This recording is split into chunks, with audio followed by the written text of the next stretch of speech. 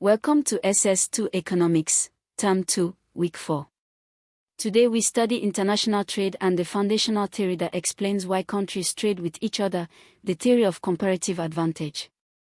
International trade, the exchange of goods and services between countries, is essential to the modern global economy. No country is self-sufficient in all goods. Trade allows countries to specialize in producing what they do best and to import what others produce more efficiently. For Nigeria, international trade is dominated by crude oil exports, which account for over 80% of export earnings, and imports of refined petroleum, manufactured goods, machinery, and food. Understanding trade requires distinguishing between absolute advantage and comparative advantage. A country has an absolute advantage in producing a good if it can produce more of that good per unit of resources, or at lower absolute cost, than another country. If Nigeria can produce more cassava per hectare than Germany, Nigeria has an absolute advantage in cassava. But absolute advantage does not determine trade patterns, comparative advantage does. The theory of comparative advantage, developed by the English economist David Ricardo in 1817, states that each country should specialize in producing the good in which it has the lowest opportunity cost, even if another country can produce everything more efficiently. Example: country A can produce either 100 tons of rice or 80 tons of cloth with the same resources. Country B can produce either 60 tons of rice or 60 tons of cloth. Country A has an absolute advantage in both goods. But country A's opportunity cost of cloth is 100 divided by 80 equals 1.25 tons of rice per ton of cloth. Country B's opportunity cost of cloth is 60 divided by 60 equals 1 ton of rice per ton of cloth. Country B has a lower opportunity cost for cloth, it has a comparative advantage in cloth. By symmetry, country A has a comparative advantage in rice. Country A should specialize in rice, country B in cloth.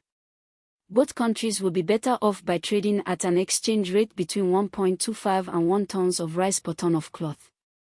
At a ratio of, say, 1.1 tons of rice per ton of cloth, country A gets cloth for only 1.1 tons of rice, better than making it themselves at 1.25, and country B gets rice at 1.1 tons per ton of cloth, better than making rice at 1:1.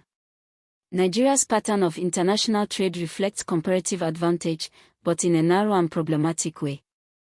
Nigeria has a comparative advantage in oil and gas extraction, it has enormous reserves, established infrastructure, and relatively low extraction costs. Nigeria therefore exports crude oil and earns the bulk of its foreign exchange from oil.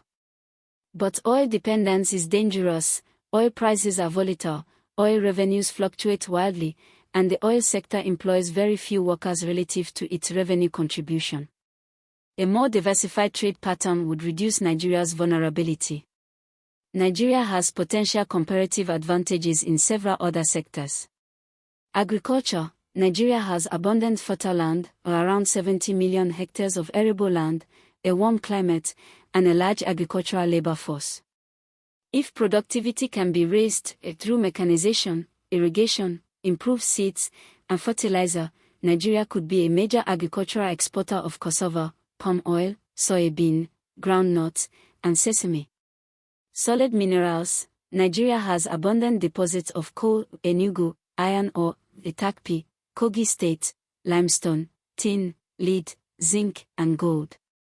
The Nigerian Coal Corporation was a major employer before the oil era. Developing mining could provide new export revenues. Manufacturing: industries such as cement, Dangote has become Africa's largest producer, garments, potential given low labor costs, and processed food have export potential. Services: Nollywood and Afrobeat are already global exports of Nigerian creative services, and the ICT sector is growing. The terms of trade measure the rate at which a country's exports exchange for its imports, in other words, how many units of export a country must give up to obtain 1 unit of imports. The terms of trade index equals the export price index divided by the import price index, multiplied by 100. If Nigeria's export prices, primarily oil, rise while import prices remain stable, the terms of trade improve, Nigeria can import more goods for the same quantity of oil. If oil prices fall while import prices rise, the terms of trade deteriorate. Nigeria must export more oil to obtain the same quantity of imports.